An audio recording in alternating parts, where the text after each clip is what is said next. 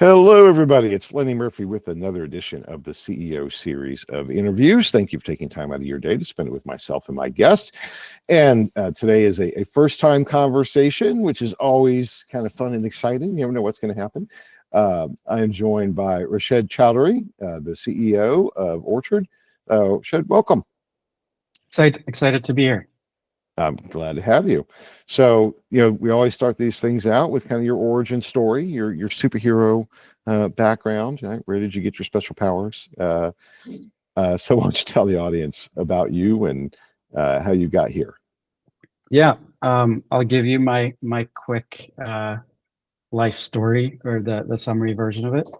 So, was born and raised in Sweden, which most people wouldn't guess by looking at me, but yeah, lived in Sweden until I was about 14. Whole family moved to the Chicago area, and that's kind of been home ever since. I went to the University of Illinois, studied finance and accounting, and probably as most college kids had no idea what I wanted to do as I kind of neared graduation. The one thing I knew I didn't want to do was taxes, going through the accounting program there.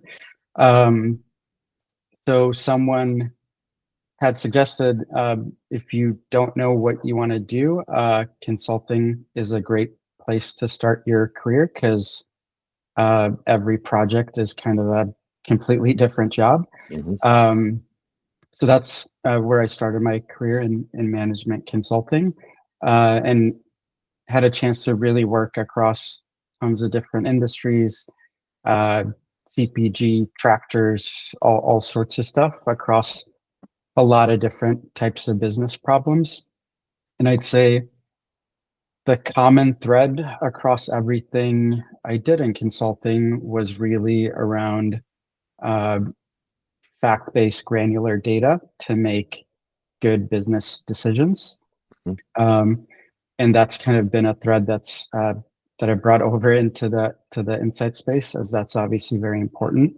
And a little bit more about how I ended up joining Orchard. Towards the end of my consulting career, started doing more and more in primary research, and really saw the power of the voice of the customer in terms of bringing the story to life beyond just financial analysis and financial data. But was also had some jarring experiences in terms of the lack of quality data in some of that primary research. I remember one of my earlier survey experiences, probably. We were doing some research for a premium apparel brand, and they were wanting to learn about younger individuals that are interested in premium apparel brands. So we ran this big survey study, and we got the results back, and I don't know, 90% of the respondents were 65 plus older women in Florida, who had somehow kind of gotten into the survey, and just given the situation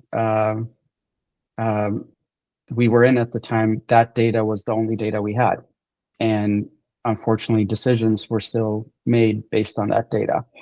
Oh, So no. that kind of made me think of there has to be a better way, and that's what brought me over to Orchard, in terms of a really unique and different way to think about research, and really moving it out of the simulated research environments, moving away from incentives, and really creating experiments to then test and learn in a real live environment. Okay. With the idea of capturing true behavioral data to better inform concept testing, message testing. And so that's kind of what we're on a mission here at Orchard, in terms of better data that's more predictive, and ultimately solving the say-do gap that we often experience with some of the traditional methods.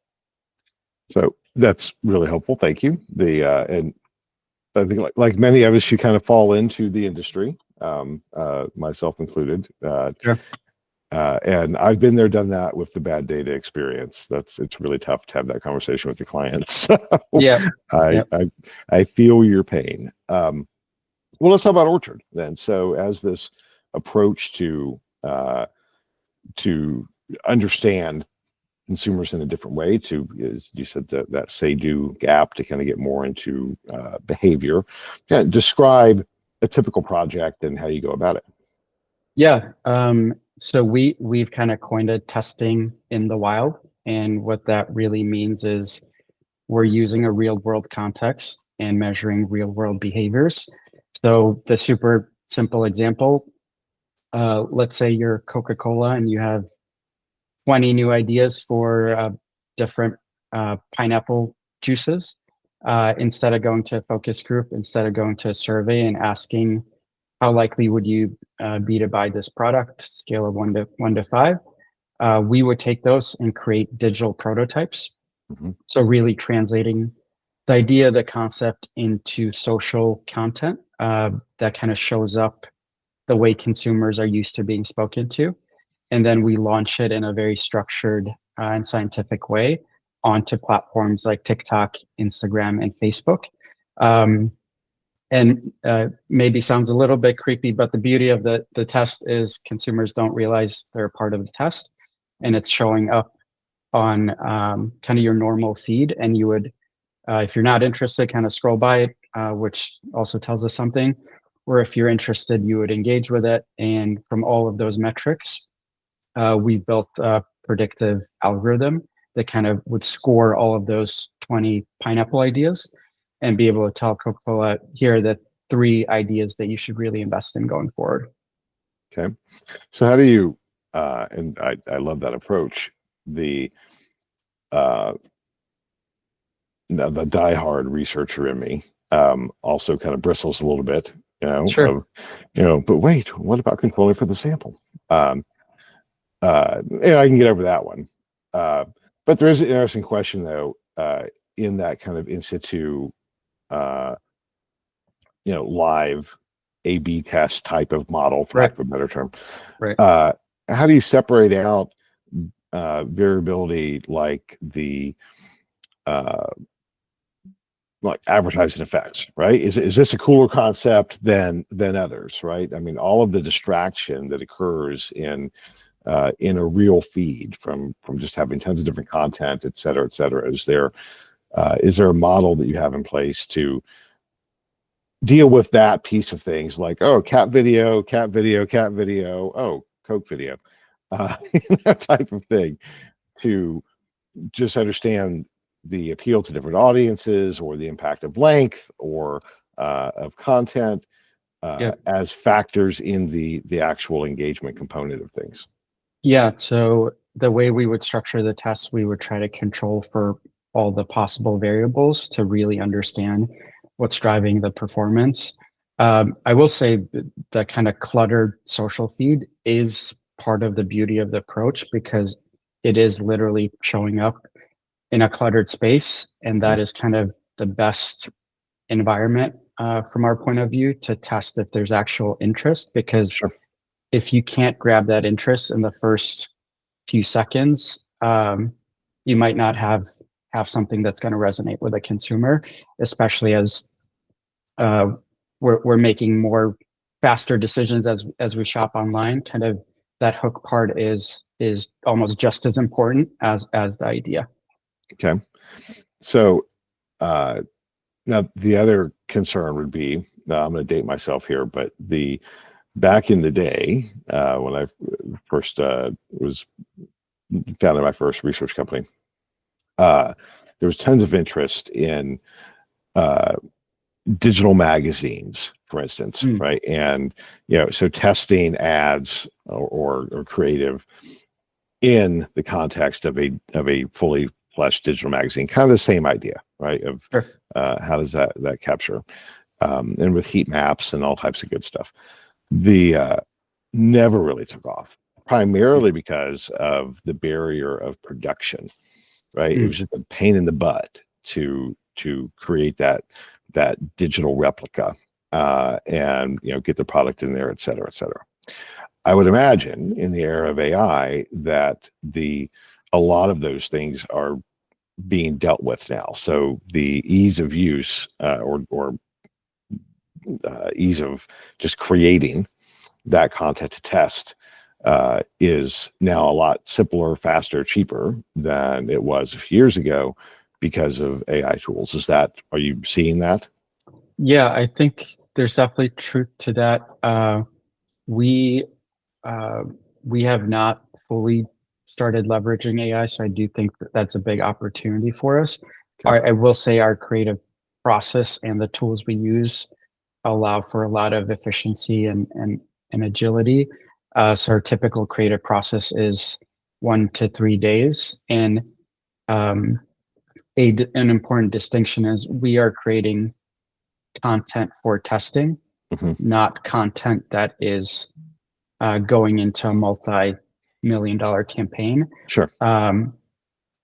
We do end up collaborating with creative agencies from time to time, but that mind shift can be hard for them to, hey, I'm just going to create the test creative versus this super high fidelity creative.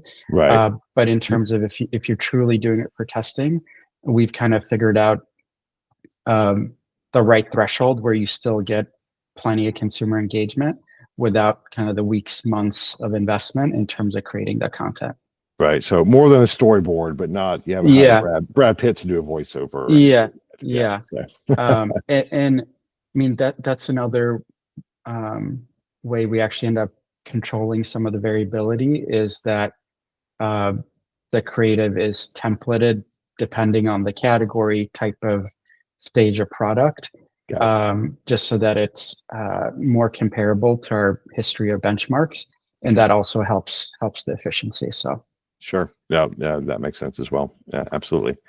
So what's been the market response? I mean, you're kind of disrupting the traditional survey type of approach. I know from experience, other companies that have tried to do that have had mixed results. So what are you guys seeing? yeah, I mean, the traction has been good, and the hook that is really catching people's interest is the fact that we don't use surveys and we don't use AI, and we're really disrupting methodology versus. I mean, don't get me wrong, AI is amazing, but a lot of what it does is create efficiency, creates automation, but does it actually solve the say-do gap? Does it actually solve data quality? Right. So I think that has really allowed us to stand out in terms of leading with a transformative methodology. And then we also have the technology and are adding AI into our process, et cetera, to really build around that methodology. But it's really leading with a real world methodology that has kind of hooked people in the market. Yeah. No, I mean, I would be the first to argue that real world, if I can get my mouth worked appropriately, tests are superior in many ways to the artificial components of kind of traditional survey methodology, the A/B test, for example, which can be done at scale. I mean,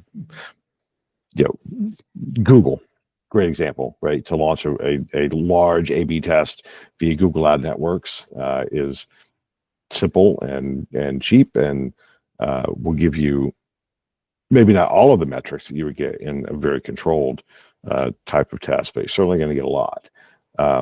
So if you've bridged that gap to find kind of the best of both worlds, then that makes an awful lot of sense. Yep. So yeah, that's very cool. So we've mentioned kind of AI and that you're not you're using it from a practical standpoint of where it makes sense within to create process efficiencies. But yet we are in this buzz arena now of, AI is going to change the world. And I would argue that the possibilities of that are true. The potential long-term implications, and long-term doesn't mean now what it used to mean. I think long-term may just be, Sure. 5 years, not 10, are pretty amazing. So it's an interesting time to bring a new company to market. You're a relatively young company. What's that been like to kind of navigate? Hey, we're charting our own path, and trying not to get caught up in the hype of any of these things. Has that been well, one is, am I right in kind of that assessment? And two, has that been part of your messaging that has been successful? Like, don't bucket us over here and over here or over here. We're our own thing. Yeah, and again, I'm not naive to say AI isn't going to change the world. I do think it will, and I do think it will be a part of the Orchard offering. It's just not what we would lead with. It's more of a enhancer to what we're doing, from an efficiency perspective, from the types of ideas we end up testing, the way we bring the creative to life. But we would still lead with real world context and getting real world behaviors from real consumers, type of thing. Yeah, that's cool. So where do you think what's next for the business over the course of the next few years? Are you looking at expansion of more use cases? Are you, is there a product roadmap that is going to look at different types of features, functionality, without giving away the competitive secret sauce? But what do you think that looks like? Yeah, it's a good question. So we raised a little bit of growth capital at the end of last year, and I mean, we've had some good traction with enterprise brands like Procter and Gamble, Clorox, etc. So we feel good about the product market fit. But there's not enough people who are aware of us in the market. So our initial focus is really amplifying the Orchard brand and what we do, and then continually kind of building the products and really improving our analytics, because that's where we get probably the most of the curiosity or skepticism around, this is interesting, but what gives the analytics credibility? So I think we're very aware of that and continuing to invest in making the analytics increasingly predictive. Okay. Are you tapping into the data fire hose of the platforms you test on? Let's say, for instance, TikTok.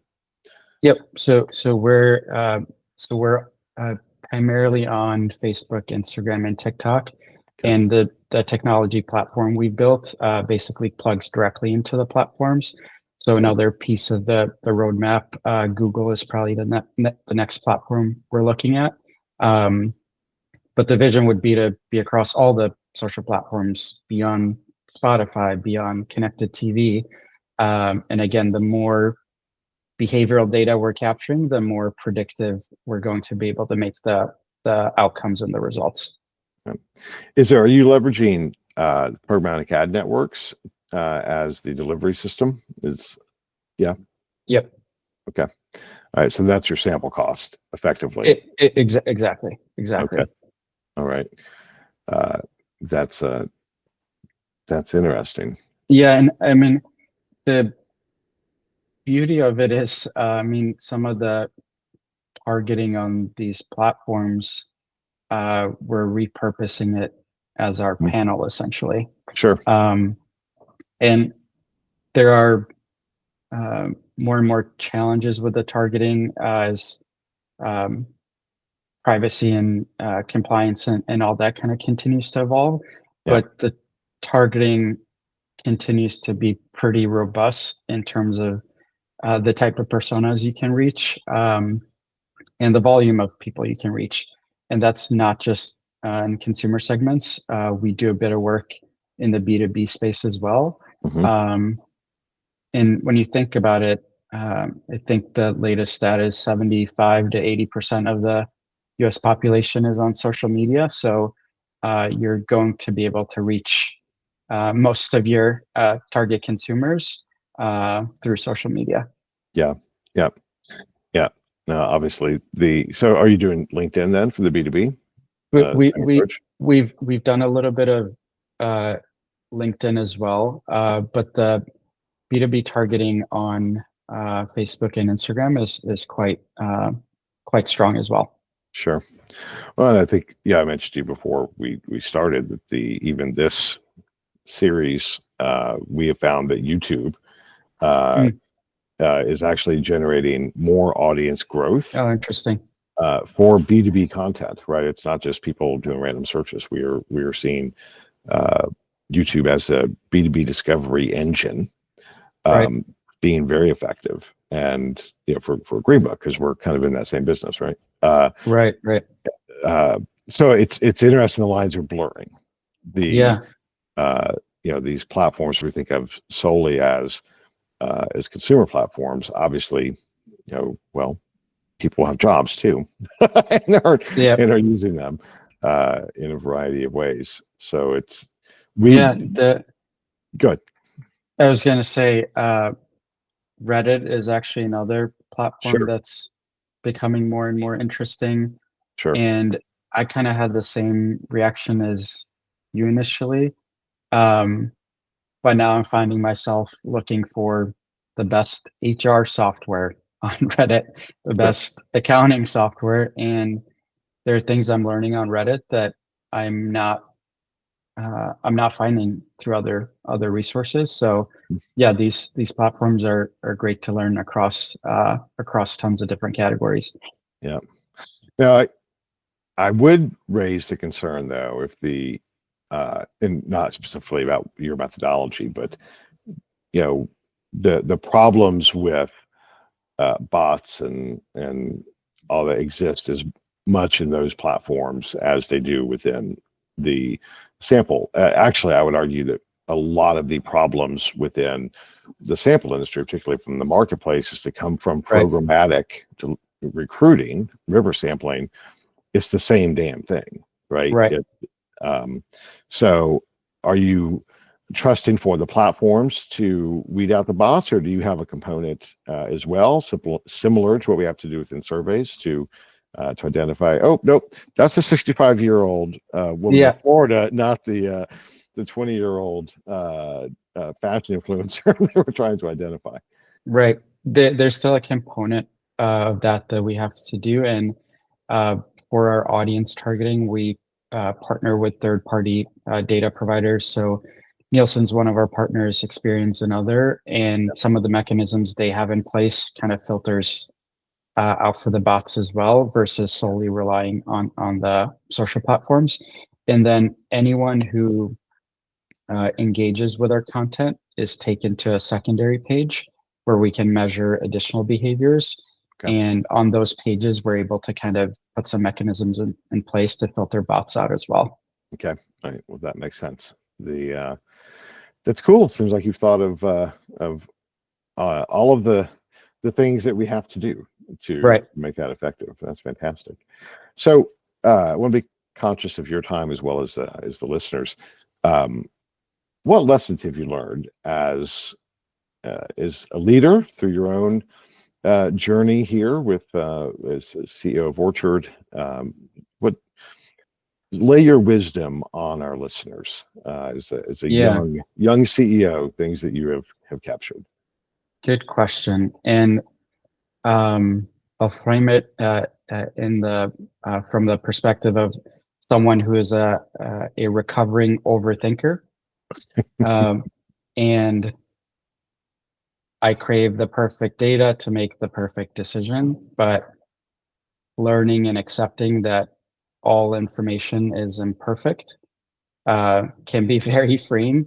And perhaps it sounds somewhat contradictory to someone who's in the insight space, but the reality is all information is going to have imperfections.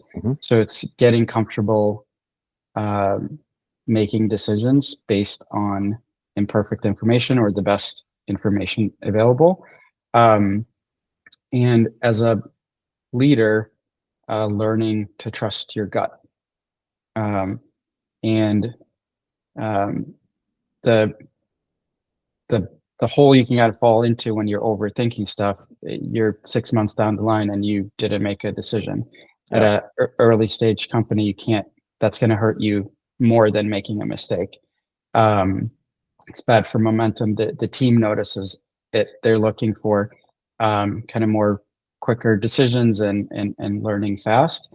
So I'd say learning to trust your gut. That's why you're a leader, and learning how to work with the information you have, knowing that there's always going to be imperfections in the information. That's sound sage advice, and I would agree. Actually, the older I get, the more I focus on intuition. Not as the first level, but of decision making, but it does play a role, right? And trusting that more and more. Now, does that come with experience or whatever? I can look back at my own life and think, if I listened to my intuition in my 20s, I probably would have done better if I had not. Right. So I'm not sure that is only an experiential thing. I think there is something that just comes with that, trusting your gut. And it's something we don't talk about, probably enough. Yeah. And I think, part of it is realizing the cost of not making a decision is sometimes the most costly thing. And to move at the right pace and move fast, you have to learn to trust your gut. Yep, absolutely. So, Rashed, is there anything that you want to talk about that we have not? You want to make sure to get across to our audience, or share with me, or get off your chest? Yeah, good question. I guess the other thing I'll say, one of our company values that some people poke fun at is have fun. And so that would be my advice to everyone and leaders. If you're not having fun, you're missing out on a huge opportunity. And I think we've done a very good job with that at Orchard in terms of chasing this bigger mission, but also making sure that we're creating opportunities that are fun for the team, and that our day-to-day is fun, and we like being around each other. We like the customers we're working on, and I think that's really important. I agree as well. So life's too short not to. Exactly. We can't be hedonists and just only do that. But the older I get, the more intolerant I am of doing things that I don't want to do with people I don't want to do it with. Right. So there can't be a hard and fast rule, but we're kind of at a fun size right now where we can make a lot of decisions, experiment, and if we're not having fun, we're missing out on a huge opportunity. So that's really, really important for me and the team at Orchard. So yeah, that's great. So where can people find you? So you can go to our website at orchard-insights.com. And we also have, we'll be on the conference circuit this year, where have the pleasure of participating in the Insights Innovation Competition at IEX, hosted by Greenbook, at the end of April. So we'll be getting our Shark Tank pitch ready for that. And that's the next conference we're looking forward to. And if you find yourself at the conference, definitely come check us out. I would agree, and I will say this, that reviewing all of the entrants, but not a judge. I'm not a judge. You were the only non-AI entrant out of the 46 entrants in this wave. You were the only one that was non-AI. So I think that did stand out for the judges. Yeah. Yeah. Yeah. So for now, we won't add AI at the front or at the end of Orchard, at least for now. So You know, it carries some weight. Oh, wait, you're not AI. Okay, let's take a right. second look at these guys.